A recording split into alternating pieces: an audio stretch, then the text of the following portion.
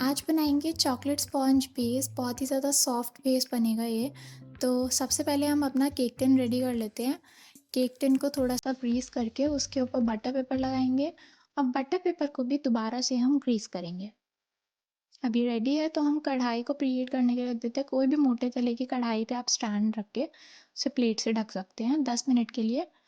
अब butter milk ready करेंगे तो हाफ कप मिल्क लिया है और 1 चम्मच विनेगर डाल के इसे मिक्स करेंगे और इसे थोड़ी देर के लिए साइड में रख देंगे। अब कॉफ़ी कंकॉक्शन बनाने के लिए 2 चम्मच कॉफ़ी पाउडर और 2 चम्मच हमने यहाँ पर गर्म पानी डाल के इनको मिक्स कर लेना है।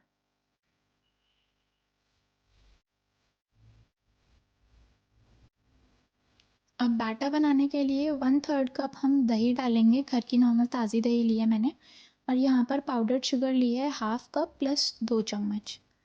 उसके अंदर 1/3 कप हम ऑयल डालेंगे। कोई भी न्यूट्रल फ्लेवर का ऑयल ले सकते हैं आप। इसको 30 से 40 सेकंड तक हम मिक्स करेंगे ताकि ये थोड़ा लाइट वेट हो जाए और एयरी हो जाए हमारा बेस।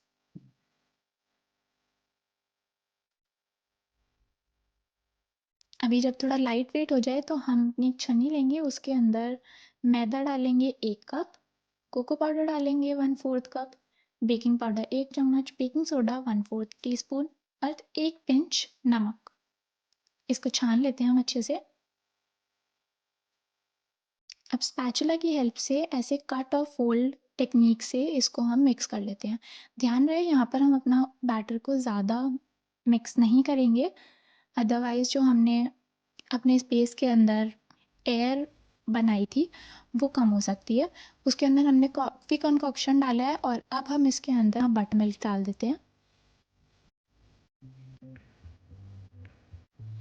इसको अच्छे से मिक्स करने के बाद ज़्यादा देर तक मिक्स नहीं करेंगे वरना एयर सारी ख़त्म हो जाएगी बैटर में से। अब हम इसको अपने केक टिन में पलट लेते हैं। थोड़ा सा टैप करेंगे यहाँ पे।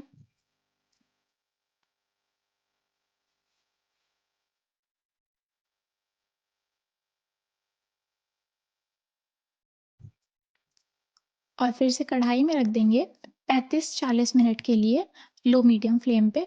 अच्छा, टाइमिंग थोड़ी सी इधर उधर हो सकती है तो आप एक बार 30 मिनट पे भी इसको चेक कर लेना। अब 30 मिनट के बाद मैंने इसको चेक करा है तो ये हो गया है मेरा 30 मिनट पे ही केक। इसको निकाल लेते हैं। अब इसे कपड़े से ढक के रख देते हैं। अच्छा, माइक्रोवेव के लिए 35 मिनट्स का ही टाइम है, 180 डिग्री सेल्सियस पे रखना है।